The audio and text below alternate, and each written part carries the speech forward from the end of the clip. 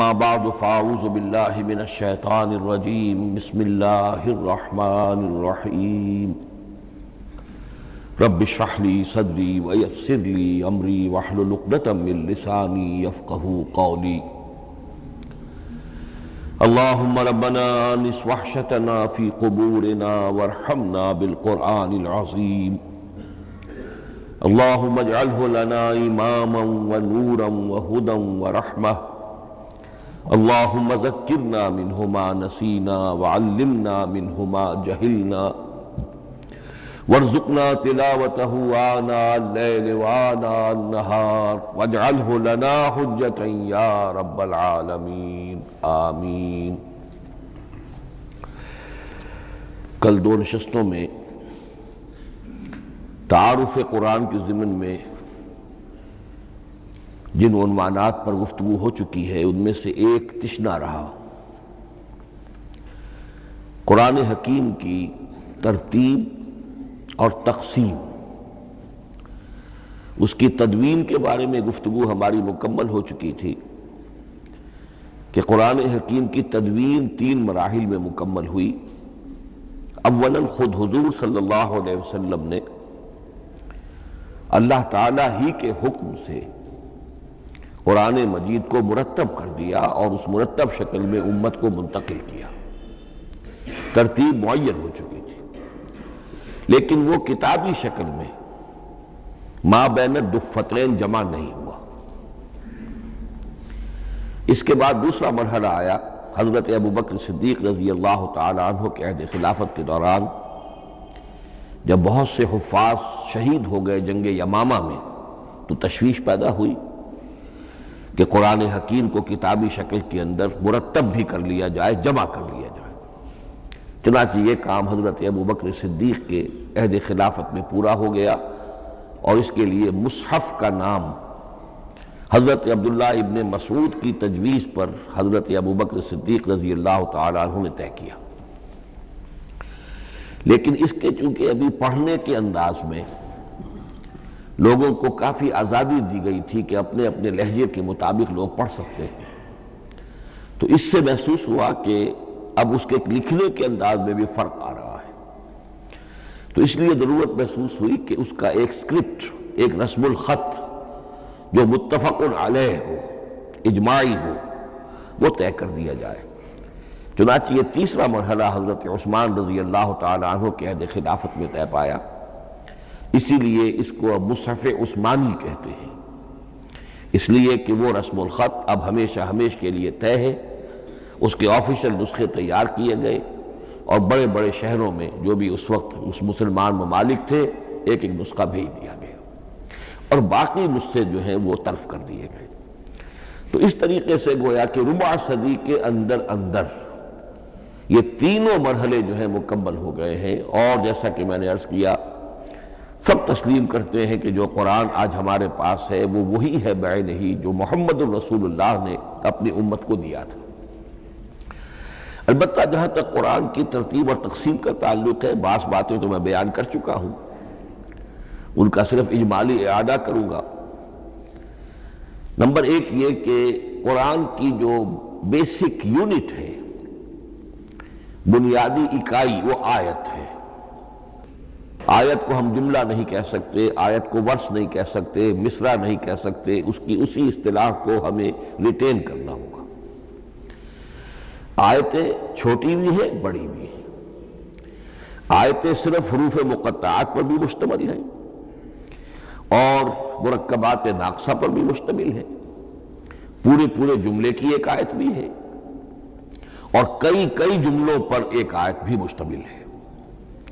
یہ تمام امور توقیفی ہیں، یعنی حضور صلی اللہ علیہ وسلم کے بتانے پر موقوف علیہ، ان میں کسی کے اجتہاد کو، کسی منطق، کسی گرامر، کسی نحو، کسی بیان کے کسی اصول کو کوئی دخل نہیں۔ جہاں تک آیتوں کی تعداد کا تعلق ہے وہ مختلف فی ہے، وہ اتفاقی نہیں ہے، اس لیے کہ 6,500 کے لگ بھگ آیات ہیں۔ فرق کیوں ہے؟ ایک بڑا فرق تو اس وجہ سے واقع ہو جاتا ہے کہ تمام سورتوں کے آغاز میں جو آیت بسم اللہ لکھی ہوئی ہے اس کے ضمن میں ایک اختلاف ہے کہ آیا ہر مرتبہ اس آیت کو کاؤنٹ کیا جائے یا نہ کیا جائے۔ صرف ایک صورت ہے سورہ توبہ جس کے شروع میں آیت بسم اللہ نہیں ہے، باقی 113 صورتوں کے آغاز میں بسم اللہ لکھی ہوئی ہے۔ تو بعض حضرات اس کو سمجھتے ہیں کہ یہ کاؤنٹ نہیں کی جائے گی، بلکہ یہ تو در حقیقت صرف صورتوں کے درمیان فصل اور فرق قائم کرنے کے لیے یہ آیت بسم اللہ لکھ دی گئی ہے۔ تو آپ سمجھیے کہ جو اس پہ اختلاف ہوگا تو 113 کی عدد کا فرق تو اسی سے واقع ہو جائے گا۔ بعض اور مقامات پر بھی آیات کی تعداد میں قدر اختلاف ہے وہ روایات ہی کی بنیاد پر، کسی شخص کو خود یہ حق حاصل نہیں ہے کہ وہ اس میں کوئی فرق کر سکے، تبدیلی کر سکے۔ بہرحال 6,500 کے لگ بھگ آیات ہے قرآن حکیم کی۔ آیتیں مل جل کر سورتوں کی شکل میں ہیں، ان کی تعداد متفق علیہ ہے 114۔ سورت سور سے بنا ہے، سور کے معنی فصیل ہے، گویا کہ ہر سورت جو ہے وہ اللہ تعالیٰ کے علم، معرفت، حکمت کا ایک شہر ہے۔ سورتوں میں آیات کے باہمی ربط کے حوالے سے اس کے معنی کے اندر اور اس کی حکمتوں کے اندر اضافہ ہوتا ہے، ربط آیات۔ اور جس طریقے سے کہ مختلف موتیوں کو پرو دیا جائے ایک دھاگے میں، اس سے ہار وجود میں آئے، جو ترتیب ہوگی موتیوں کی اس سے ان موتیوں کا حسن دوبالا ہو جائے گا۔ ایسے ہی معاملہ آیات قرآنیہ کا ہے کہ جو ایک سورت کے اندر ہے اور ہر سورت کا ایک مرکزی مضمون یا عمود ہوتا ہے، اور تمام آیتیں اس سے منطلق اور اس سے منسلک ہوتی ہیں۔ ان سورتوں کے بعد جیسا کہ میں نے عرض کیا، دور صحابہ میں ہمیں صرف ایک اصطلاح اور ملتی ہے، حزب اور یا منزل۔ وہ اس سہولت کے لیے کہ اگر ایک ہفتے میں پورا قرآن ختم کرنا ہو، اس کی تلاوت مکمل کرنی ہو تو روزانہ ایک حزب پڑھ لیا جائے۔ یہ چونکہ دور صحابہ میں بھی مذکور ہے، لہذا اس میں ہم دیکھتے ہیں کہ حسن موجود ہے، یعنی یہ کہ نہ تو یہ قباحت ہے کہ سورتوں کو توڑا گیا ہو، بلکہ پوری صورتیں شامل ہیں۔ کوئی مصنوعی مساوات قائم کرنے کی کوشش نہیں ہے، کوئی حزب نسبتاً تھوڑا سا زیادہ بڑا ہے، کچھ تھوڑا سا چھوٹا ہے، لیکن تقریباً مساوی ہے۔ خام خواہ کی کوئی مصنوعی مساوات قائم کرنے کی کوشش نہیں ہے۔ اور اس کے باوجود یہ حسن موجود ہے کہ سورہ فاتحہ کو اگر ہم علیحدہ رکھ دیں کہ وہ پورے قرآن حکیم کے لیے ایک دباچہ اور مقدمہ ہے، تو پہلے حزب یا پہلی منزل میں 3 سورتیں، دوسرے میں 5، تیسرے میں 7، چوتھے میں 9، پانچویں میں 11، چھٹی میں 13، یہ سیڑھی ہے بالکل۔ اور جو آخری حزب مفصل کہلاتا ہے، اس میں چونکہ آخری پارے میں آپ کو معلوم ہے چھوٹی چھوٹی صورتیں ہیں تو تعداد 65 ہے، وہ بھی جو آخری تعداد ہے 13 اس کا ملٹیپل ہے۔ بہرحال یہ حزب یہ بھی دور صحابہ میں اس کا تذکرہ ہمیں ملتا ہے۔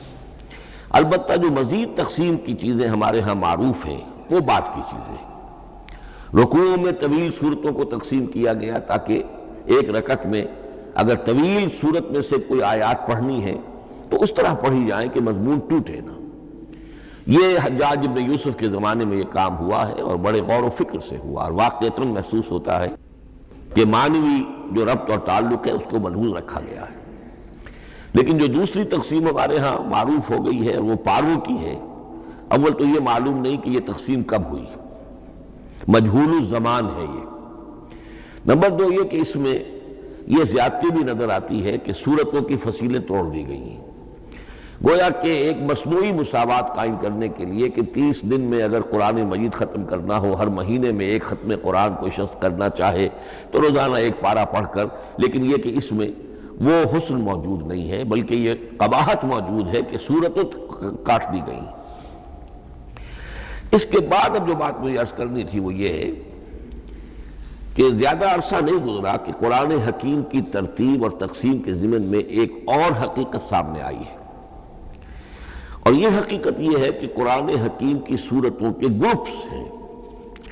اب یہ چونکہ ایک بالکل ماضی قریب کا معاملہ ہے، اس سے پہلے یہ ذکر موجود نہیں تھا۔ اول تو یہ بات بھی مان لیجئے کہ قرآن مجید میں ترتیب اور نظم، اس کے بارے میں ہمارے اسلاف نے نہ کوئی زیادہ محنت کی اور نہ انہوں نے سمجھا کہ اس میں کوئی خاص ربط ہونا ضروری ہے۔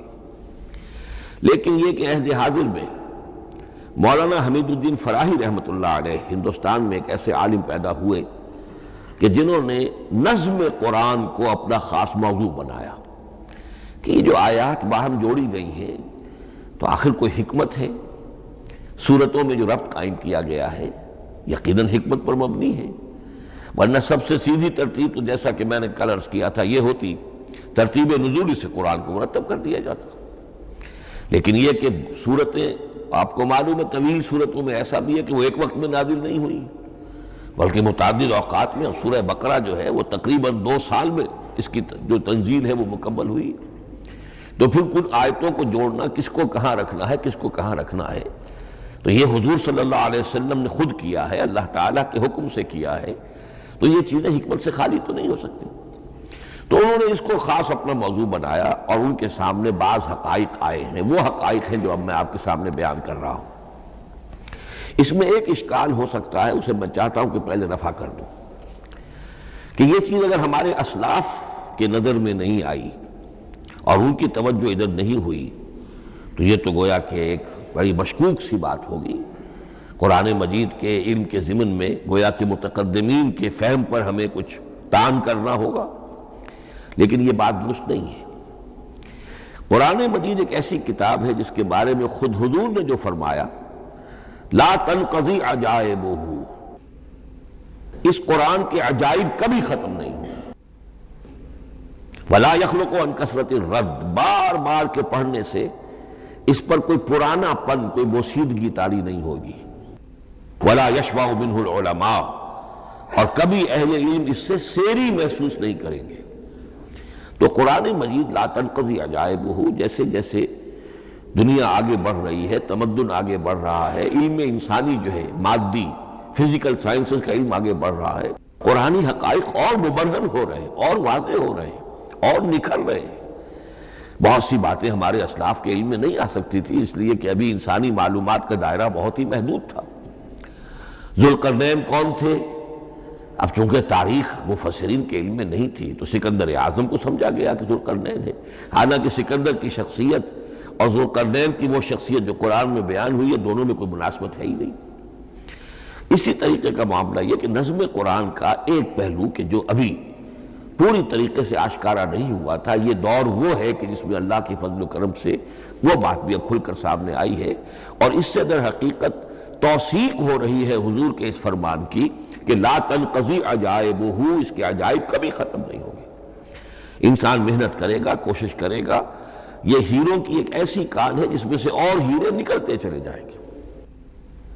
اس کے ضمن میں ایک بات تو میں نے آپ سے کل عرض کر دی تھی اور آج پھر بھی کہی ہے، سورتوں میں بھی ایک ربط ہے، آیات جو سورتوں کے اندر جوڑی گئی ہیں، پھر سورتیں اکثر و بیشتر جوڑوں کی شکل میں ہیں۔ اس کی کچھ مثالیں بھی کل میں نے آپ کو دی تھی۔ قرآن مجید کی ایک آیہ مبارکہ ہے وَمِن كُلِّ شَيْءٍ خَلَقْنَا زَوْجَيْنِ لَعَلَّكُمْ تَعْقِلُونَ یا لَعَلَّكُمْ تَذَكَّرُونَ، مجھے پوری طرح یاد نہیں ہے۔ ہم نے ہر شے کو جوڑوں کی شکل میں پیدا کیا، اگرچہ اس کو چونکہ قرآن مخلوق نہیں ہے ہم اس پر اس کا اطلاق نہیں کریں گے، لیکن من کل شیء خلقنا زوجین اس میں اس قدر کیٹیگوریکل سٹیٹمنٹ ہے کہ معلوم ہوتا ہے کہ یہ اصول اتنا اللہ تعالیٰ کے ہاں اتنا پسندیدہ ہے کہ قرآن مجید کی صورتوں میں بھی یہ صورتوں کے بھی جوڑوں کی شکل میں ہونا یہ بہت ہی اظہر من الشمس ہے۔ بعض جگہوں پر تو اظہر من الشمس ہے، بعض جگہوں پر ذرا تدبر کر کے بات معلوم ہوتی ہے۔ البتہ کہیں کہیں آپ کو نظر آئے گا کچھ منفرد صورتیں بھی ہیں، اور ان میں سے بعض یہ جب دوران ترجمہ یہ چیزیں آئیں گی تو اب میں صرف اس وقت حوالہ دے سکوں گا، بڑی تیزی سے ہمیں چلنا ہوگا۔ اس وقت میں چاہتا ہوں کہ ذہن میں یہ حقائق بیٹھ جائیں۔ بعض جگہوں پر آپ دیکھیں گے تین صورتوں کے گروپ ہیں، ان میں سے 2 کے مابین تو نسبت زوجیت کامل ہے، بلکہ یہ سمجھ لیجئے نسبت زوجیت کہتے کس کو ہے؟ 2 چیزیں مل کر کسی مقصد کی تکمیل کریں، ان دونوں میں ایسی نسبت ہونی چاہیے ریسیپروکل کہ وہ ایک دوسرے کی تکمیل کے لیے اور کسی مقصد کے حصول کے لیے ان کے مابین ایک تعلق قائم ہو، یہ زوجیت ہے۔ اسی طریقے سے قرآن مجید میں جب صورتیں آتی ہیں جوڑوں کی شکل میں تو کسی مضمون کا ایک رخ وہ ایک صورت میں آ جائے گا، اس کا دوسرا رخ دوسری صورت میں آ جائے گا، اور دونوں مل کر، جسے ہم کہتے ہیں تصویر کے دونوں رخ، وہ رخ مکمل ہو جائیں گے، بات پوری ہو جائے گی۔ البتہ بعض جگہوں پر ہے کہ تین صورتوں کے سب گروپس ہیں۔ میں اس معاملے میں گروپ کا لفظ ریٹین کر رہا ہوں، اس لیے کہ قدیم تو یہ تصور تھا نہیں، جدید اصطلاح ہے، تو اس میں چونکہ اب بہت سے الفاظ انگریزی زبان کے اب اردو میں آ گئے ہیں کہ اس کی جگہ کوئی اور بہت ہی کوئی کوشش کر کے لفظ آیا جائے تو وہ شاید زیادہ عام فہم نہیں ہوگا، یا عام فہم ہے۔ تو گروپس اور سب گروپس، چھوٹے گروپ، بڑے گروپ۔ تو یہ چھوٹے گروپ جو ہے تین صورتوں کے، ان میں سے دو کے مابین تو نسبت زوجیت بتمام و کمال ہوگی، اور تیسرے کی حیثیت ضمیمے کی ہوگی۔ اس کی مثالیں بعد میں آئیں گی۔ البتہ یہ جو ضمیمے ہوتے ہیں، خود ان کے یا جو دوسری منفرد صورتیں ہیں، خود ان میں آپ کو فصل کے ساتھ نسبت زوجیت مل جائے گی۔ اس سے آگے چلیے، اب اصل ہے وہ شے جس کو میں آج چاہتا ہوں بیان کرنا۔ قرآن حکیم کی صورتوں کی ایک گروپنگ اس اعتبار سے سامنے آئی، کچھ صورتیں مکی، پھر مدنی، پھر مکی، پھر مدنی، پھر مکی، پھر مدنی، پھر مکی، پھر مدنی۔ ایسا کیوں ہے؟ بڑی قابل غور بات ہے، اس میں کوئی حکمت ہے؟ اور عجیب بات یہ سامنے آئی، اس اعتبار سے بھی قرآن کے 7 گروپ بنتے ہیں۔ ہر گروپ میں ایک یا ایک سے زائد مکی صورت، اور پھر ایک یا ایک سے زائد مدنی صورتیں، ایک گروپ پورا ہو گیا۔ دوسرے گروپ میں پھر ایک یا ایک سے زائد مکی صورت، پھر ایک یا ایک سے زائد مدنی صورتیں، وہ پھر گروپ مکمل ہو گیا۔ یہ گروپ بھی قرآن حکیم میں 7 ہیں۔ یہ گروپ جو ہے قرات کے لیے نہیں ہے، یہ گروپ جو ہے معنوی تقسیم ہے، غور و فکر کے اعتبار سے، کہ ہر گروپ کا ایک عمود ہے، ایک مرکزی مضمون ہے، اور جس طریقے سے صورتیں دو مل کر ایک مضمون کی تکمیل کرتی ہیں، اسی طرح ہر گروپ کی مکی اور مدنی صورتیں مل کر ایک بڑے مضمون کی تکمیل کرتی ہیں۔ اس طریقے سے گویا کہ یہ قرآن مجید میں 7 گروپ ہیں بڑے بڑے، جو کہ جس میں کہ صورتیں جو ہیں وہ جمع کی گئی ہیں۔ مثلاً میں اب آپ کو اشارتاً بتا دوں، پہلے گروپ میں سورہ مکی جو ہے وہ صرف ایک ہے، سورہ فاتحہ، تعداد میں تو ایک ہے، وہ اپنے حجم کے اعتبار سے چھوٹی بھی ہے لیکن بہت بھاری صورت ہے۔ وَلَقَدْ آتَيْنَاكَ سَبْعًا مِنَ الْمَثَانِي وَالْقُرْآنَ الْعَظِيمِ، محض اس صورت کو بھی قرآن عظیم کہا گیا ہے۔ لیکن ایک صورت مکی، سورہ فاتحہ، پھر 4 طویل ترین صورتیں مدنی، بقرہ، آل عمران، نساء، مائدہ۔ دوسرے گروپ میں 2 صورتیں مکی، 2 مدنی، الانعام، الاعراف مکیات، الانفال، التوبہ مدنیات۔ تیسرا گروپ چلتا ہے، 14 صورتیں مسلسل چلی جا رہی ہیں مکی، سورہ یونس سے، سورہ یونس، سورہ ہود، سورہ یوسف، سورہ رعد، سورہ ابراہیم، چلتے جائیے، سورہ حجر، سورہ نحل، سورہ بنی اسرائیل، سورہ کہف، سورہ مریم، سورہ طٰہٰ، سورہ انبیاء، سورہ حج اور سورہ مومنون، 14 صورتیں۔ اب آئی ایک مدنی صورت، سورہ نور۔ یہ تیسرا گروپ مکمل ہو گیا۔ چوتھے گروپ میں بھی یہی بات آپ کو نظر آئے گی۔ الفرقان سے سورہ سجدہ تک 8 صورتیں مکی ہیں، اور پھر ایک صورت آتی ہے سورۃ الاحزاب، وہ مدنی ہے۔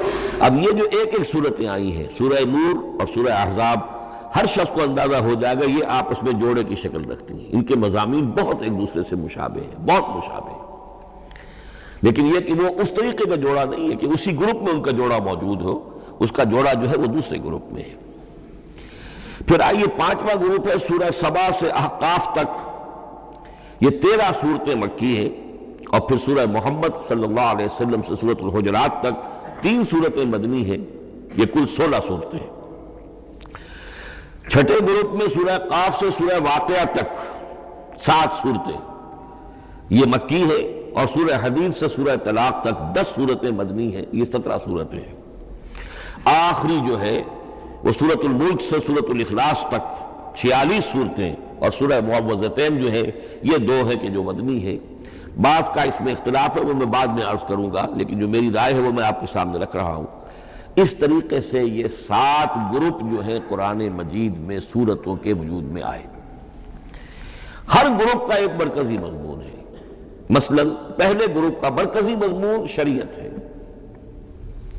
سورہ فاتحہ میں اہدنا الصراط المستقیم، اے اللہ ہمیں سیدھا راہ دکھا، سیدھے راستے کی ہدایت بخش. اب وہ سیدھا راستہ کیا ہے؟ شریعت خداوندی، شریعت الہی. اور شریعت مکمل ہو جاتی ہے ان 4 صورتوں میں. شریعت محمدی کا جو بلو پرنٹ ہے، ابتدائی خاکہ جو ہے، وہ آپ کو سورہ بقرہ میں ملے گا، اور اس کی جو تکمیلی صورتیں ہیں، تکمیلی احکام ہیں، وہ سورہ مائدہ. اس کے علاوہ اس گروپ میں جو زیادہ زور ہے وہ سابقہ امت مسلمہ سے گفت و شنید. سابقہ امت مسلمہ میں یہودی اور نصارہ دونوں شامل ہیں. اب ان پر جرح بھی ہے، ان پر تنقید بھی ہے، ان کو ملامت بھی ہے، ان کی قرارداد جرم ان کے خلاف جو ہے وہ بھی دی گئی ہے. اور پھر یہ کہ ان کو معزول کر کے اور نئی امت کو اس مقام پر نصب کرنے کا اعلان ہے، اور ان کو بڑی زوردار دعوت ہے کہ اب محمد پر ایمان لاؤ اور قرآن پر ایمان لاؤ صلی اللہ علیہ وسلم. یہ پہلا گروپ ہے. اسی طریقے سے ہر گروپ کا اب یہ ساتھ ساتھ جب ہم چلیں گے تو میں تفصیل کے ساتھ بیان کرتا جاؤں گا کہ اس گروپ کا یہ مرکزی مضمون ہے، اور اس طور سے یہ صورتیں آپس میں ایک دوسرے کے ساتھ مربوط ہیں. ان گروپوں میں آپ نے دیکھا ہوگا کہ پہلے اور آخری گروپ ان کی ایک ریسیپروکل سی صورت ہے کہ پہلے گروپ میں مکی صورت صرف ایک چھوٹی سی اور مدنی صورتیں 4-6 پارے سے زائد پر پھیلی، جبکہ آخری گروپ میں سارے دونوں پارے جو ہے سورہ ملک سے شروع ہو کر مکی صورتوں پر مشتمل ہے. آخر میں آ کر چھوٹی چھوٹی صورتیں وہ مدنیات ہیں. یہ ایک دوسرے کے بالکل ریسیپروکل ہیں، کانورس. لیکن دوسرا گروپ ادھر سے اور دوسرا ادھر سے، یعنی چھٹا، یہ بڑے متوازن ہیں. 2 صورتیں مکی، 2 مدنی، اور ادھر 7 صورتیں مکی اور 10 مدنی. لیکن 7 صورتیں جو ہیں وہ 3 رکوعوں کی ہیں، ان میں سے ایک 4 رکوع کی بھی ہے، اور اکثر و بیشتر وہ جو دوسری ہے وہ 2 رکوعوں کی ہے، تقریباً متوازن بنتی ہے. تو درمیان میں جو ہے ان میں جو مدنی صورتوں کا حصہ بہت کم ہے، اکثر و بیشتر جو ہے وہ مکی صورتیں ہیں.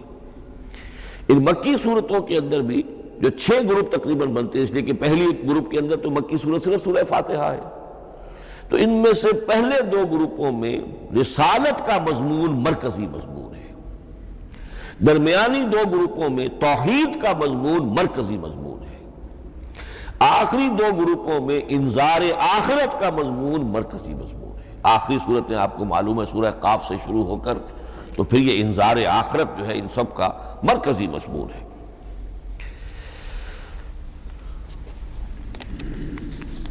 مدنی قرآن جو ہے یہ بھی آپ نوٹ کر لیجئے کہ کل قرآن کا 1/3 ہے تقریباً، اور اس 1/3 کا 2/3 پورا کا پورا پہلے گروپ میں آ گیا ہے. سورہ بقرہ، سورہ آل عمران، سورہ نساء، سورہ مائدہ. باقی تو پھر جا کے سورہ احزاب، سورہ نساء، پھر 3 چھوٹی صورتیں، پھر آخر میں 2 بہت چھوٹی چھوٹی صورتیں، سورہ انفال اور سورہ توبہ. لیکن یہ کہ یہ 2/3 جو ہے مدنی قرآن کا حجم بالکل پہلے ہی اس گروپ کے اندر آ گیا ہے. اس کی بھی حکمت ہے کیوں مدنی صورتوں کو پہلے رکھا گیا. میرے علم میں نہیں ہے کہ اس موضوع پر کسی شخص نے گفتگو کی ہو سوائے محمد مارمڈیوک پکتھال کے. میرے علم کی حد تک ہو سکتا ہے کہ کسی اور مفسر نے، کسی محقق نے کوئی بات کہی ہو اس سے بھی زیادہ وزنی کہی ہو، لیکن میرے علم کی حد تک مارمڈیوک پکتھال نے اپنے ترجمہ کیا ہے انگریزی میں، اس کے دیباچے میں اس موضوع پر گفتگو کی ہے، بہت ہی عمدہ بات کہی ہے. انہوں نے کہا کہ جب یہ قرآن نازل ہو رہا تھا تو اصل اہمیت ایمان کی تھی. پہلے لوگ ایمان لائیں، اور پھر جو ایمان لائے ان کو پھر احکام دیے گئے کہ یہ کرو اور یہ نہ کرو، یہ حلال ہے، یہ حرام ہے، یہ فرض ہے، وغیرہ وغیرہ. لیکن جب ایک امت وجود میں آ گئی، امت کے وجود میں آنے کے بعد اب نسلاً مسلمان پیدا ہو رہے ہیں. ان کے ہاں اب ضرورت پہلے اسلام کی ہے. چاہے بچہ چھوٹا ہی ہے، پہلے اسے احکام سکھائے جائیں گے. بچہ چھوٹا ہی ہے، نماز پڑھنی سکھائی جائے گی. بچہ چھوٹا ہی ہے، روزہ رکھنا سکھایا جائے گا. تو امت کے اس طرح تشکیل پا جانے کے بعد اب اصل اہمیت جو ہے وہ احکام کی ہو گئی ہے. احکام اب مقدم ہے، اور ایمان کا معاملہ جو ہے وہ اس کے بعد مؤخر ہے۔ کوئی شخص بالغ ہوگا، ذہین ہوگا، فطین ہوگا، غور و فکر کی صلاحیت سے اگر اللہ تعالیٰ نے اسے بہرور کیا ہوگا پھر وہ حقیقت ایمان تک رسائی حاصل کرے گا، ورنہ یہ ہے کہ عام ایک مسلمان جو ہے اسے جہاں تک احکام کا تعلق ہے ان پر تو عمل کرنا ہی ہے۔ تو یہ بڑی میں سمجھتا ہوں کہ ذہانت پر مبنی بات ہے کہ جو محمد مارملیو پکتھال نے کہی ہے، اور مجھے اس سے اتفاق ہے۔ اب آئیے اگلا معاملہ، اگلی بحث، اگلا موضوع، قرآن کا موضوع کیا ہے؟ کیا قرآن فلسفے کی کتاب ہے، سائنس کی کتاب ہے؟ کیا یہ جیولوجی کی کتاب ہے، فزکس کی کتاب ہے، کس چیز کی کتاب ہے؟ تو پہلی بات یہ سمجھیے، قرآن کا موضوع ہے انسان، لیکن انسان کی اناٹمی نہیں، انسان کی فزیولوجی نہیں، انسان کی اینتھروپولوجی نہیں، کچھ نہیں، انسان کی ہدایت۔ یہ ہدایت کا لفظ بنیادی ہے قرآن مجید کے لیے۔ چنانچہ دیکھیے ذرا نوٹ کر دیجئے، سورہ بقرہ کے شروع ہی میں ھدی للمتقین، پھر اس کے وسط میں ھدی للناس، سورہ یونس میں فرمایا ھدی ورحمۃ للمؤمنین، سورہ لقمان میں فرمایا ھدی ورحمۃ للمحسنین، سورۃ البقرہ اور النحل میں فرمایا، نمل میں ھدی وبشریٰ للمؤمنین، آل عمران میں وموعظۃ للمتقین، ھدی وموعظۃ للمتقین، پھر 3 مرتبہ الہدی هو الذی ارسل رسولہ بالہدی ودین الحق لیظہرہ علی الدین کلہ۔ الہدی، ہدن نکرہ ہے، الہدی معرفہ ہو گیا، یعنی ہدایت کاملہ، ہدایت تامہ، ہدایت ابدی۔ اسی طرح سورۃ النجم میں فرمایا وَلَقَدْ جَاءَهُم مِّن رَّبِّهِمُ الْهُدَىٰ، سورۃ الجن میں وَإِنَّا لَمَّا سَمِعْنَا الْهُدَىٰ آمَنَّا بِهِ، سورہ بنی اسرائیل میں وَمَا مَنَعَ النَّاسَ أَن يُؤْمِنُوا إِذْ جَاءَهُمُ الْهُدَىٰ، سورہ بنی اسرائیل میں بھی یہ الفاظ آئے، سورہ کہف میں بھی آئے۔ تو قرآن کا موضوع ہے ہدایت، اور اس کو اب ذہن میں رکھیے کہ انسان کے علم کے 2 گوشے ہیں۔ علم انسانی 2 حصوں میں منقسم ہے۔ ایک حصہ ہے فزیکل ورلڈ کا علم، جو حواس کے ذریعے سے حاصل ہوتا ہے، مادی حقائق ان کا علم۔ حواس خمسہ، ہمارا دیکھنا، سننا، سونگنا، چکھنا، چھونا، یہ تمام صلاحیتیں ہیں، ان سے کچھ معلومات حاصل ہوتی ہیں، اور عقل کا یہ کمپیوٹر ان کو پروسیس کرتا ہے، اس سے نتائج نکالتا ہے، نتائج نکال کے سٹور کر لیتا ہے۔ پھر مزید کوئی معلومات حواس کے ذریعے سے حاصل ہوتی ہیں، اب ان کو وہ پھر پروسیس کر کے جو سابق میموری سٹورڈ ہے اس کے ساتھ ریکنسائل کر کے کوئی اور نتیجہ اخذ کرتا ہے۔ اس طرح رفتہ رفتہ رفتہ رفتہ انسان کا یہ علم بڑھتا چلا جا رہا، اور ہم نہیں کہہ سکتے کہ ابھی اور کہاں تک جائے گا۔ آج سے چند سو سال پہلے بھی انسان تصور نہیں کر سکتا تھا کہ انسانی علم وہاں پہنچ جائے گا جہاں آج پہنچ چکا ہے۔ اس علم کا وحی سے کوئی تعلق نہیں، اس علم کا تعلق ہے علم اسماء سے، جو حضرت آدم میں ودیعت کر دیے گئے تھے بالکل شروع میں۔ سورہ بقرہ کا 4تھا رکوع جو ہے اس کے شروع میں ذکر ہے وَعَلَّمَ آدَمَ الْأَسْمَاءَ كُلَّهَا، اللہ نے آدم کو تمام نام سکھا دیے۔ اور اس کے آخر میں ذکر ہے جب فرشتوں، جب آدم کو اور حوا کو حکم دیا گیا کہ اب زمین میں جا کر اور وہاں کا چارج سنبھالو، تو فرمایا وَإِمَّا يَأْتِيَنَّكُم مِّنِّي هُدًى فَمَن تَبِعَ هُدَايَ فَلَا خَوْفٌ عَلَيْهِمْ وَلَا هُمْ يَحْزَنُونَ۔ وہ علم ہدایت ہے، یہ 2 چیزیں بالکل علیحدہ ہیں۔ علم اسماء در حقیقت یوں سمجھئے کہ جیسے آم کی گٹھلی میں پورا آم کا درخت ہوتا ہے، وہی تو گٹھلی ہے جو آپ زمین میں دباتے ہیں، پھر اگر پانی وہاں پڑتا ہے، زمین میں روئیدگی بھی ہے، وہ گٹھلی پھٹے گی، وہ جو اس میں سے 2 پتے نکلیں گے، وہ پتے اوپر بڑھیں گے، درخت بنے گا۔ وہ پورا درخت جو ہے آم کی گٹھلی میں موجود تھا، صرف اسے پورا درخت بننے میں 2 سال 3 سال 4 سال لگیں گے، لیکن درخت موجود تھا، پوٹینشلی بالقوہ پورا درخت آم کی گٹھلی میں موجود تھا، ایکچولی بالفعل وہ آم کا درخت جو ہے کئی سال کے اندر وجود میں آیا۔ بعین ہی یہ معاملہ ہے، کل مادی حقائق کا کل علم حضرت آدم علیہ السلام کے وجود میں ودیعت کر دیا گیا پوٹینشلی۔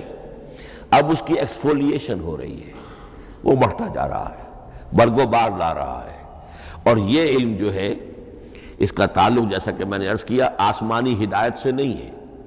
اب یہ خود رو پودا ہے، بڑھتا چلا جا رہا ہے، اور کہاں تک پہنچے گا؟ علامہ اقبال نے صحیح تعبیر کی ہے، عروج آدم خاکی سے انجم سہمے جاتے ہیں کہ یہ ٹوٹا ہوا تارا مہ کامل نہ بن جائے۔ علامہ کی زندگی میں تو انسان نے چاند پر قدم نہیں رکھا تھا، لیکن یہ کہ اب تو چاند پر قدم رکھ کر انسان آ چکا۔ تو عروج آدم خاکی سے انجم سہمے جاتے ہیں کہ یہ ٹوٹا ہوا تارا مہ کامل نہ بن جائے۔ یہ ہے انسانی علم۔ اس انسانی علم کے ساتھ اگر وہ علم وہی علم ہدایت نہ ہو تو یہ علم جو ہے بجائے خیر کے شر بن جاتا ہے۔ آج وہ شیطانی قوت بن چکا ہے، وہ علم ہلاکت کا سامان بن چکا ہے، تباہی کا ذریعہ بن چکا ہے۔ لیکن اس کے ساتھ دوسری بات ضروری تھی جو کہ وحی کے ذریعے سے آنے والا علم تھا، فَإِمَّا يَأْتِيَنَّكُم مِّنِّي هُدًى فَمَن تَبِعَ هُدَايَ فَلَا خَوْفٌ عَلَيْهِمْ وَلَا هُمْ يَحْزَنُونَ۔ یہ علم الہدایت جو ہے یہ در حقیقت قرآن حکیم میں آ کر مکمل ہو گیا ہے۔ اس کے لیے بھی میں چاہتا ہوں کہ بات آپ سمجھ لیں، اس میں جو ارتقاء ہوا ہے، پہلی کتابیں نازل ہوئی ان میں بھی ہدن تو تھی، کل بھی میں نے آپ کو آیت سنائی تھی سورہ مائدہ کی، اِنَّا أَنزَلْنَا التَّوْرَاةَ فِيهَا هُدًى وَنُورٌ، ہم نے تورات نازل کی تھی، اس میں ہدایت بھی تھی، نور بھی تھا۔ اسی رکوع میں 7واں رکوع ہے وہ سورہ مائدہ کا، انجیل کے بارے میں، فِيهِ هُدًى وَنُورٌ، اس میں بھی ہدن بھی تھی، ہدایت بھی تھی، نور بھی تھا۔ لیکن یہ ہدایت اور یہ نور درجہ بدرجہ ترقی کر رہا ہے، یہاں تک کہ کامل ہوا ہے، قرآن میں آ کر الہدا بن گیا ہے۔ اب یہ ہدن نہیں، الہدا، کامل ہدایت نامہ۔ اس کی وجہ کیا ہے؟ دیکھیے، ایک بچے کو اگر آپ تعلیم دینا چاہتے ہیں تو اس کی ذہنی سطح کو محفوظ رکھے بغیر تو نہیں دے سکتے۔ آپ چاہے پی ایچ ڈی استاد رکھ دیں کسی بچے کے لیے، بچہ بھی پرائمری کی تعلیم پا رہا ہے، وہ پی ایچ ڈی کا استاذ کیا کچھ پلا دے گا، اس کو کیا پڑھا دے گا، اس کی اپنی استعداد جو ہے ابھی اتنی کم ہے کہ اسی کی مناسبت سے اسے تعلیم دی جائے گی۔ رفتہ رفتہ وہ آگے بڑھے گا، یہاں تک کہ وہ اپنے پوری عقل کے اور شعور کی پوری شدت اور قوت کو پہنچ جائے گا، بلوغت کو پہنچ جائے گا۔ اب اسے آخری علم پڑھایا جائے گا، اب اسے فلسفہ پڑھایا جائے گا، پہلے وہ ہسٹری پڑھ رہا تھا، اب فلسفی آف ہسٹری پڑھے گا۔ اس حوالے سے تدریجاً اللہ تعالیٰ نے تورات میں صرف احکام ہے، حکمت ہے ہی نہیں، انجیل میں حکمت ہے، احکام ہے ہی نہیں، دونوں مل کر ایک بات کو مکمل کرتی ہیں۔ تورات میں صرف احکام ہے، حکمت ہے ہی نہیں۔ جیسے کہ میں نے عرض کیا تھا، بچے کو آپ بتا دیتے ہیں بھئی روزہ ٹوٹ جاتا ہے اس طریقے سے، روزے کا مطلب یہ ہے اب دن بھر کھانا کچھ نہیں ہے، چاہے بچہ ابھی 6 سال کا ہے، 7 سال کا ہے، 8 سال کا ہے، آپ بتا رہے ہیں احکام تو دے دیے جائیں، یہ کرو یہ نہ کرو، یہ ڈوز ہیں یہ ڈونٹس ہیں۔ تو احکام عشرہ، دی 10 commandments، احکام دیے گئے، حکمت نہیں۔ ابھی حکمت کا تحمل ان کے لیے ممکن نہیں تھا، ابھی وہ عہد طفولیت ہے نوع انسانی کا۔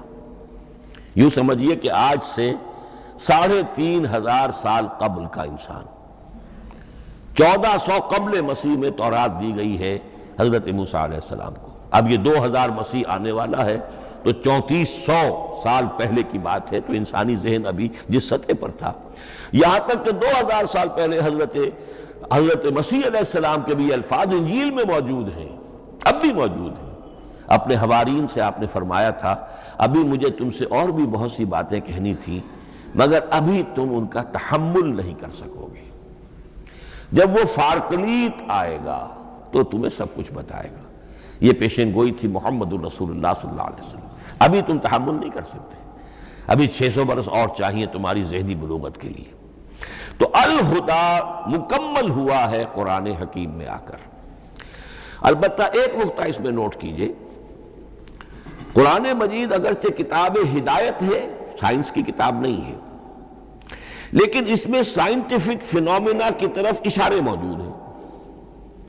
چونکہ قرآن مجید ان تمام جو بھی یہ کائناتی حقائق ہیں ان سب کو آیات الہیہ قرار دیتا ہے۔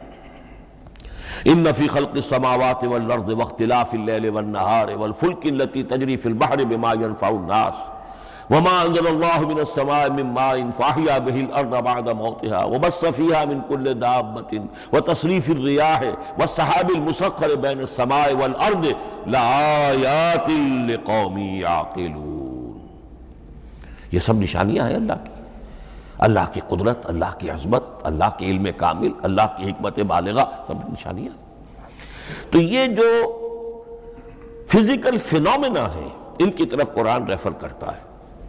بعض حقائق وہ ہیں کہ جن کا تعلق اسٹرانومی سے ہے، کل فی فلک یسبحون، یہ تمام اجرام سماویہ جو ہیں یہ اپنے اپنے مدار میں تیر رہے ہیں، معلوم ہوا ہر شے حرکت میں ہے۔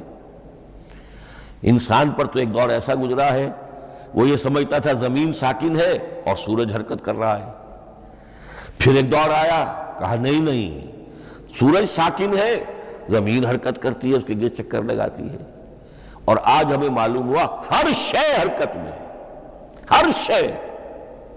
سورج کا بھی اپنا ایک مدار ہے، اس میں وہ حرکت کر رہا ہے اپنے پورے کنبے کو لے کر، یہ پورا سولر سسٹم اس کا کنبہ ہے، اس پورے کنبے کو لے کر وہ بھی ایک مدار میں حرکت کر رہا ہے۔ تو معلوم ہوا کل فی فلک یسبحون۔ اب یہ کل کا لفظ جس طرح منقع ہو کر، جس طرح مبرہن ہو کر، جس شان کے ساتھ آج وہ عویدہ ہوا ہے، واضح ہوا ہے، آج سے پہلے انسان کو معلوم نہیں تھا۔ تو یہ جو فزیکل فینومینا ہے جن کی طرف قرآن مجید ریفر کرتا ہے، یہ اگرچہ قرآن کا اصل موضوع نہیں ہے، لیکن ایک بات جان لیجئے کہ قرآن مجید میں ان فزیکل فینومینا کے بارے میں جو بات کہی گئی ہے وہ غلط نہیں ہو سکتی، اور یہ وہ حقیقت ہے کہ جو اس دور میں آ کر اتنی واضح ہوئی ہے۔ آپ نے نام سنا ہوگا ڈاکٹر مورس بکائی کا، یہ فرانسیسی سرجن تھے، انہوں نے مطالعہ کیا، کمپیریٹیو سٹڈی کی قرآن بائبل دونوں کی، بائبل سے مراد اولڈ ٹیسٹمنٹ نیو ٹیسٹمنٹ دونوں، اور وہ اس نتیجے پر پہنچا کہ پورے قرآن میں کوئی ایک لفظ ایسا نہیں ہے جسے ہماری ساری سائنسی انکشافات میں سے کسی نے غلط ثابت کیا، جبکہ تورات میں بے شمار چیزیں ایسی ہیں کہ سائنس انہیں غلط ثابت کر چکی ہے۔ The science, the Quran and the Bible. اب یہ بات بڑی اہم ہے، اس کو بڑی خوبصورت انداز میں ڈاکٹر رفیع الدین مرحوم نے کہا ہے کہ یہ کائنات اللہ کا فعل ہے، عمل ہے، اس کی تخلیق ہے، اس کی تدبیر ہے، اور قرآن اللہ کا قول ہے۔ قول و عمل میں تضاد ممکن نہیں، عام انسان کے قول و عمل میں تضاد ممکن نہیں، اللہ کے قول و فعل میں اور قول و عمل میں تضاد ہو سکتا ہے۔ ہاں یہ ہو سکتا ہے کہ ایک دور میں انسانوں نے بات سمجھی نہ ہو، ان کا ذہن وہاں تک پہنچا نہ ہو، ان کی معلومات کا دائرہ ابھی اس حد تک ہو کہ ان حقائق تک نہ پہنچا ہو، لیکن جیسے جیسے وقت آئے گا مزید حقائق منکشف ہوں گے اور یہ بات اور زیادہ سے زیادہ واضح سے واضح تر ہوتی چلی جائے گی کہ جو کچھ قرآن میں لکھا ہے وہی برحق ہے۔ ہاں آج سے پہلے انسانی ذہن اس حد تک رسائی حاصل کرنے کا اہل نہیں تھا، اور یہ ہے در حقیقت آیت قرآن حکیم کی۔ یہ سورہ حامیم السجدہ کی لاسٹ بٹ ون آیت ہے، سَنُرِيهِمْ آیَاتِنَا فِي الْآفَاقِ وَفِي أَنفُسِهِمْ حَتَّى يَتَبَيَّنَ لَهُمْ أَنَّهُ الْحَقُّ۔ ہم انہیں دکھاتے چلے جائیں گے اپنی نشانیاں، آفاق میں بھی انفس میں بھی۔ سَنُرِيهِمْ آیَاتِنَا فِي الْآفَاقِ وَفِي أَنفُسِهِمْ حَتَّى يَتَبَيَّنَ لَهُمْ، یہاں تک کہ یہ بات پوری طرح نکھر کر مبرہن ہو کر ان کے سامنے واضح ہو جائے گی، انہ الحق، کہ قرآن حق ہے۔ اور اسی کی حقیقت جو ہے جیسا کہ میں نے عرض کیا، ایک تو مورس بکائی کو ذہن میں رکھیے، اور ایک اور شخص کینیڈا میں ایک بہت بڑا ڈاکٹر ہے کہ جو ایمبریولوجسٹ ہے، اور اس کی جو ٹیکسٹ بکس ہے جو ایمبریولوجی پر، علم جنین یعنی رحم مادر میں جو بچے کی پرورش ہوتی ہے کیسی ہوتی ہے، کن کن سٹیجز سے گزر کر ہوتی ہے، یہ علم جنین یا ایمبریولوجی، تو سٹینڈرڈ ٹیکسٹ بک ہے دنیا میں اس کی، ڈاکٹر کیتھل مور کی۔ اور وہ حیران رہ گیا کہ میں نے جب قرآن کا مطالعہ کیا کہ آج سے 1400 برس قبل، جبکہ نہ مائکروسکوپ تھی، نہ ڈسیکشن ہوتا تھا ابھی ہیومن باڈی کا، یہ حقائق جو قرآن بیان کر رہا ہے، وَلَقَدْ خَلَقْنَا الْإِنسَانَ مِنْ صُلَالَةٍ مِّن مَّاءٍ مَّهِينٍ ثُمَّ جَعَلْنَاهُ نُطْفَةً فِي قَرَارٍ مَّكِينٍ ثُمَّ خَلَقْنَا النُّطْفَةَ عَلَقَةً فَخَلَقْنَا الْعَلَقَةَ مُضْغَةً فَخَلَقْنَا الْمُضْغَةَ عِظَامًا فَكَسَوْنَا الْعِظَامَ لَحْمًا، یہ کہاں سے معلوم ہوئے؟ اور واقعہ یہ ہے کہ اس سے زیادہ صحیح تعبیر ممکن نہیں۔ تو یہ حقائق ذہن میں رکھیے کہ اگرچہ قرآن مجید سائنس کی کتاب نہیں ہے، لیکن جن سائنسی حقائق یا جن سائنسی فینومینا کی طرف قرآن نے ریفر کیا ہے وہ یقیناً حق ہے، چاہے تاحال ہم ان کی حقانیت کو نہ سمجھ پائیں۔ مثلا آج بھی مجھے نہیں معلوم کہ قرآن جو 7 آسمان کہتا ہے تو 7 آسمان سے کیا مراد، مجھے نہیں معلوم، لیکن مجھے یقین ہے کہ ایک وقت آئے گا کہ انسان سمجھے گا کہ ٹھیک یہ الفاظ جو ہیں 7 آسمان یہ منطبق ہوتے ہیں اس حقیقت پر جو آج ہمارے علم میں آئی ہے، پہلے نہیں آئی تھی۔ البتہ ایک اور نقطہ جو بہت اہم ہے عملی اعتبار سے، میں نے اسی لیے یہ ساری تمہید کی ہے کہ قرآن سائنس کی کتاب نہیں ہے، نہ سائنس کی ہے نہ ٹیکنالوجی کی ہے۔ اس حوالے سے ایک بڑا منطقی نتیجہ نکلتا ہے، اور وہ یہ ہے کہ اگر ہمارے اسلاف نے قرآن کی ان آیات کا کوئی خاص مفہوم معین کیا اپنے دور کی معلومات کی سطح پر، ہمارے لیے لازم نہیں ہے کہ ہم اس کی پیروی کریں۔ سائنسی فینومینا کو جو سائنسی ترقی ہو رہی ہے اس کے حوالے سے سمجھیں گے۔ یہاں تک کہ اب آخری بات عرض کر رہا ہوں، خود حضور کا فرمان بھی اس میں قطعی نہیں ہوگا۔ یہ بات بہت ثقیل اور گراں گزرے گی بہت سے لوگوں پر۔ سائنس اور ٹیکنالوجی میں اگر حضور کی کوئی حدیث بھی سامنے آ جائے تو اس کو بھی ہم کوئی دلیل قطعی نہیں سمجھیں گے۔ اس کی وجہ کیا ہے؟ ایک واقعہ بہت اہم ہوا حضور کی زندگی میں۔ حضور جب ہجرت فرما کر تشریف لائے مدینہ منورہ، تو آپ کو معلوم ہے کہ حضور کی پیدائش مکے کی، ساری زندگی آپ نے وہاں گزاری۔ وہ وادی غیر ذی زرع ہے، وہاں کوئی پیداوار، کوئی زراعت، کوئی کاشت ہوتی نہیں تھی، آپ کو کوئی تجربہ سرے سے نہیں تھا۔ ہاں تجارت کا تجربہ تھا، بھرپور تجارت کی تھی۔ یہاں آئے تو آپ نے دیکھا کھجوروں کے سلسلے میں انصار مدینہ تعبیر نخل، وہ اس کا ایک اصطلاح ہے۔ کھجور ایک ایسا پودا ہے جس کا ایک فیمیل فلاور ہوتا ہے اور ایک میل علیحدہ۔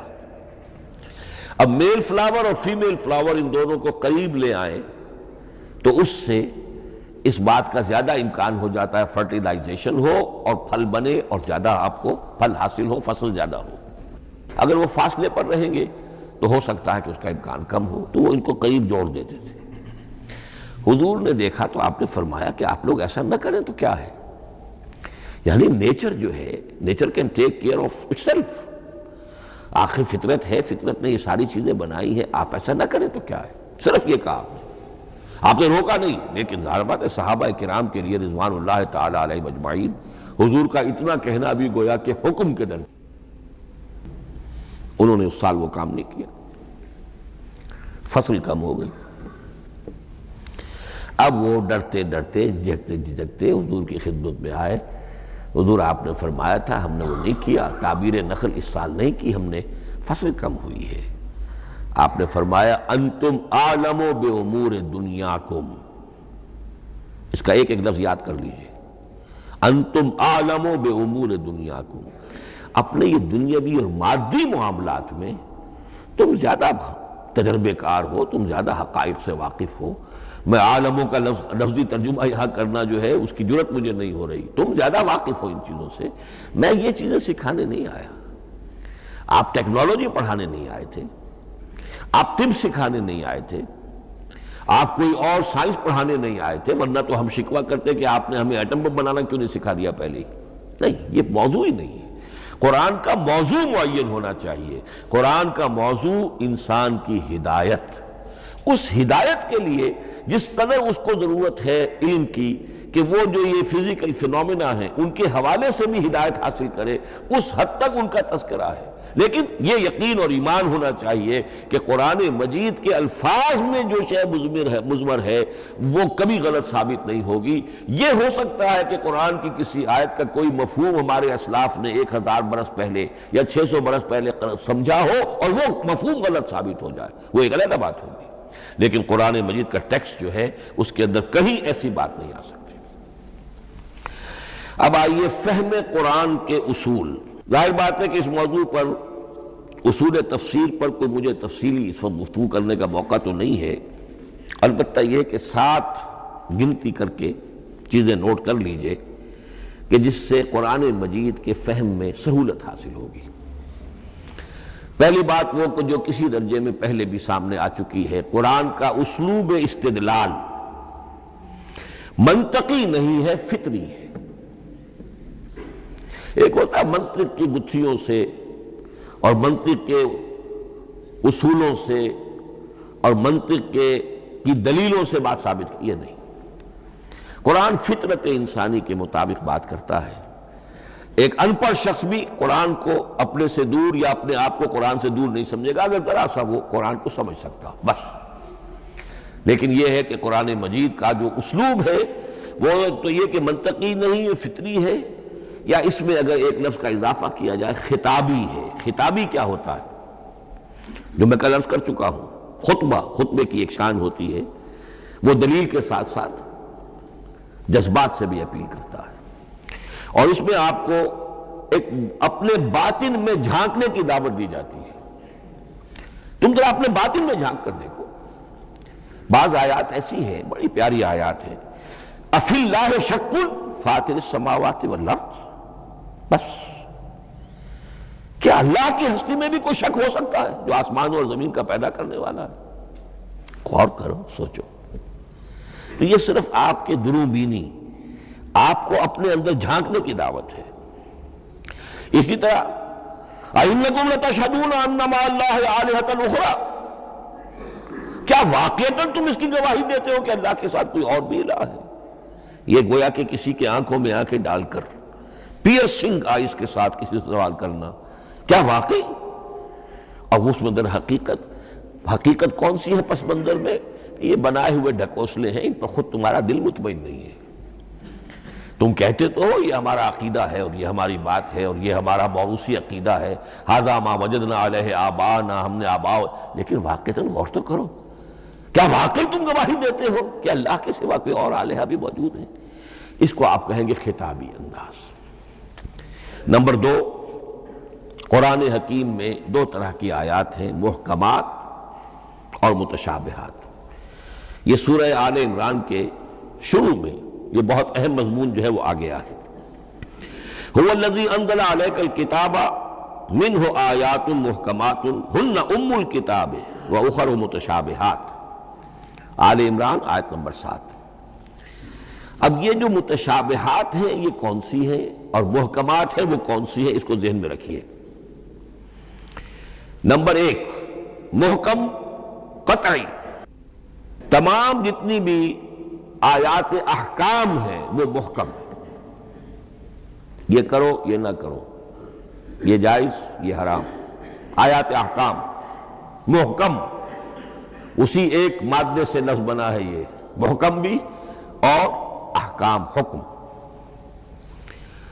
البتہ عالم غیب کی ساری خبریں متشابہات میں سے، عالم غیب ہو، عالم ارواح ہو، عالم برزخ ہو، عالم آخرت ہو، ان کے تمام حقائق یہ متشابہات میں سے۔ ان کو ہم حقیقتاً سمجھ نہیں سکتے، ہمارا تجربہ ہی نہیں، ہمارا وہ مشاہدہ ہی نہیں۔ جیسا کہ ایک حدیث میں آیا ہے، جنت کی جو بھی نعمتیں ہیں، ایک تو وہ نعمتیں جن کا ذکر قرآن میں ہے اور ان الفاظ میں ہے جن سے ہم واقف ہیں، اب ان میں تو یہ ہے کہ حور و قصور اور پھل اور یہ اور دودھ اور شہد اور وغیرہ وغیرہ وغیرہ وہ چیزیں جانتے ہیں، تو وہ بھی حق ہے، ایسے ہی ہوں گی اتوب ہی متشابہہ، لیکن یہ صرف نزل ہے، یہ تو ابتدائی مہمان نوازی ہے۔ نزل من غفور رحیم، جو اصل ضیافت ہونی ہے اہل جنت کی، اس کے بارے میں فرمایا وہ نعمتیں ملیں گی ما لا عین رات ولا اذن سمعت وما خطر علی قلب بشر، جو نہ کسی آنکھ نے کبھی دیکھی، نہ کسی کان نے کبھی سنی، نہ کسی انسان کے دل پر ان کا خیال تک وارد ہو، انہیں ہم کیا سمجھیں گے؟ تو عالم برزخ، عالم آخرہ، عالم غیب، عالم ارواح، ان کی تمام چیزوں کو ہم آیات متشابہات میں سے سمجھیں گے۔ البتہ یہ جو سائنٹیفک فینومینا والی باتیں ہیں مادی علوم کی، ان میں یہ ہے کہ متشابہ اور محکم ہونے کا معاملہ بدلتا چلا جا رہا ہے۔ جب تک وہ ہمارا سائنسی علم وہاں تک نہیں پہنچا تھا وہ آیت ابھی متشابہ تھی، سمجھ میں نہیں آ رہی تھی، لیکن اب جب کہ وہ بات وہاں پہنچ گئی اور کھل گئی بات، اب معلوم ہوا کل فی فلک یسبحون، اب یہ آیت محکمات میں آ گئی، اب یہ وہ بات نہیں رہی کہ جس کا صحیح مفہوم سمجھنا ہمارے لیے مشکل ہو۔ تیسری بات، تفسیر اور تعویل میں کیا فرق ہے؟ تفسیر کا عام طور پر لفظ استعمال ہوتا ہے لفظی طور پر، الفاظ کی بحث، نحوی بحث، قواعد گرامر جو ہے ان کے حوالے سے جو بحث کی جائے گی وہ تفسیر ہے، اور اس کی اصل حقیقت اور مدلول کو سمجھنے کی جو کوشش کی جائے گی وہ تعویل ہے۔ تو یہ دو الفاظ جو ہیں یہ مختلف ہوں گے، تفسیر اور تعویل۔ نمبر 4، تعویل عام اور تعویل خاص، یہ بہت اہم موضوع ہے۔ دیکھیے قرآن مجید نازل ہوا ایک خاص ٹائم اینڈ سپیس پس منظر میں، آج سے 1400 برس قبل 610 عیسوی سے لے کر 632 عیسوی تک نازل ہوا، حجاز میں نازل ہوا۔ اس کی ایک اولین مخاطب قوم تھی، وہ ان پڑھ قوم تھی، پڑھے لکھے شاذ الشاذ المعدوم کے درجے میں تھے، وہاں فلسفے کا سوال نہیں، کوئی منطق کی بات نہیں، کچھ بھی نہیں، اور اولین مخاطب وہی ہیں، اور جو بھی حالات ہیں اس وقت کے ان کے حوالے سے بات کی جا رہی ہے۔ اب قرآن مجید کی ہر آیت پر اولاً غور ہوگا اس اعتبار سے جب یہ نازل ہوئی ہے تو اس کا اس وقت کیا مفہوم سمجھا گیا، اس خاص کانٹیکسٹ میں، ٹائم اینڈ سپیس کانٹیکسٹ میں کیا مفہوم سمجھا گیا، یہ ہے تعویل خاص۔ لیکن اب دوسری طرف دیکھیے، یہی کتاب ہدایت ہے ابد الآباد تک کے لیے، اسی کتاب کو 20ویں صدی عیسوی کے انسان کے لیے بھی ہدایت نامہ بننا ہے۔ اگر دنیا طویل ہے اور 500 برس تک ہے تو 25ویں صدی عیسوی کے انسان کے لیے بھی ہدایت نامہ یہی کتاب بننی ہے۔ یہ عرب کے امیین کے لیے ہدایت نامہ تھی تو ایران کے فلسفیوں کے لیے بھی تو ہدایت نامہ تھی۔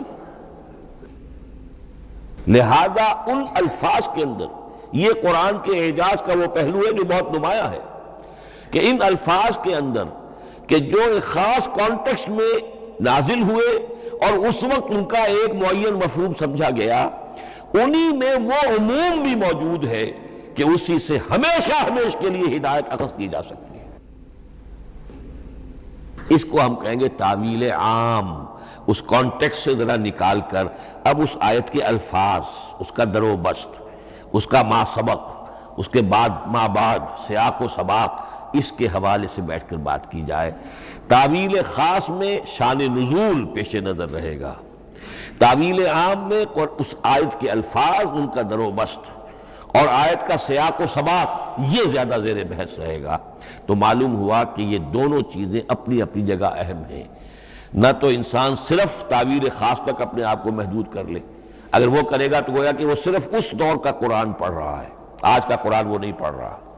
قرآن کے اندر تو واقعتاً یہ شان ہے کہ میں جس کے لیے الفاظ یہ استعمال کیا کرتا ہوں کہ ہر دور کے افق پر ایک خورشید تازہ کے مانند طلوع ہوگی یہ کتاب.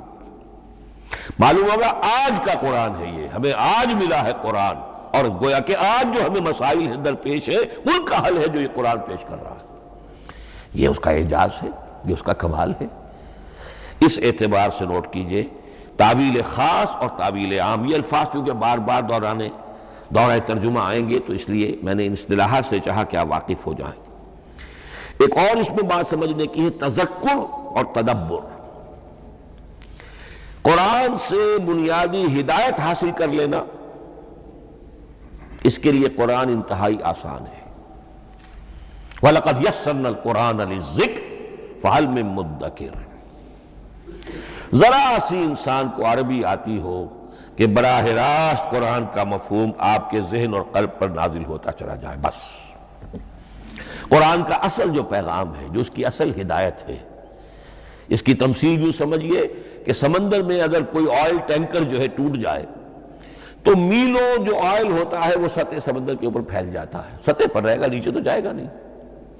تو یوں سمجھیے کہ قرآن مجید کا جو لب لباب ہے، لب لباب وہ اس کی سطح پر موجود ہے. لیکن اس کے یہ مطلب نہیں ہے کہ صرف سطح ہی سطح ہے، اس کی گہرائی فیتم لس، اس کی گہرائی وہ ہے کہ جس کی کوئی حد نہیں. اب اس کے لیے تعمق، گہرائی میں غوطہ نہیں کرنا. قرآن میں ہو غوطہ زن اے مرد مسلمان. اس کے اعتبار سے یہ دنیا کی مشکل ترین کتاب، اچھی طرح سمجھ لیجیے. اس کی تہہ تک پہنچنا ممکن ہی نہیں. غلطی سے ہم کبھی کبھی کسی شخص کی مدح کرتے ہوئے کہہ دیتے ہیں فلاں شخص کو قرآن پر بڑا عبور حاصل ہے. ایک عالم دین نے یہ الفاظ میرے بارے میں کہہ دیے تھے، میں نے فوراً ٹوک دیا. میں نے کہا آپ کیا، یہ قرآن کی آپ نے گویا کہ قرآن مجید کی شان میں گستاخی کی ہے، قرآن کی توہین کی ہے. عبور کہتے ہیں ایک کنارے سے دوسرے کنارے کو چلے جانا، دریا عبور کر لیا. قرآن کے کنارے ہے ہی نہیں، یہ ناپیدا کنار سمندر ہے. اس سمندر کا کوئی کنارہ نہیں، نہ اس کی گہرائی اور نہ اس کے کنارے.